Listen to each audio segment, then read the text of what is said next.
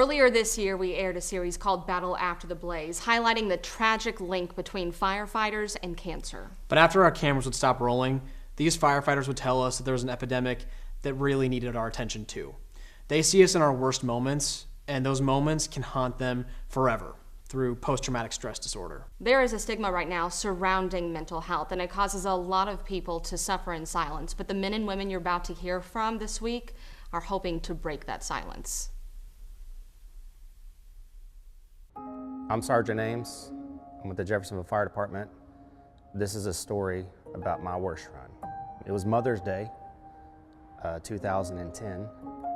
When I laid down and started saying my prayers like I normally do, the tones dropped for us to have a call.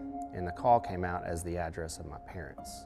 I didn't tell my lieutenant at the time, I didn't tell her that it was my mother. I knew she wouldn't let me make that run. But I knew it was important for me to be there because my mom would have thought, my son's coming to help me. So I got on scene and went inside and went to work. It's my job. And I took an oath to the city and the citizens, and one of those citizens just happened to be my mom. We loaded her up in the ambulance. I went to get in the back and my lieutenant said, "You need to get up front." So I knew then that my work was done. She was pronounced dead by a heart attack. I never would have dreamt that I would have made the call on my own mother, on Mother's Day at that. I just thought I was having bad days. You know, at work, we're taught to put a smile on your face and go help the public, and that's what we do. That's our job, and we love it. It's the best job in the world. But when we go home to the ones who are closest to us, that's who suffers. That's who suffers from what we're suffering, because we change.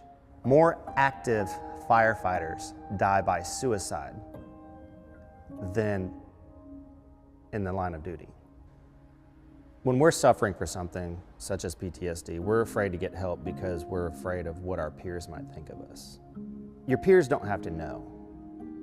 So I encourage anybody out there that's having some sort of change because of something that you saw or a run that you made, please get help.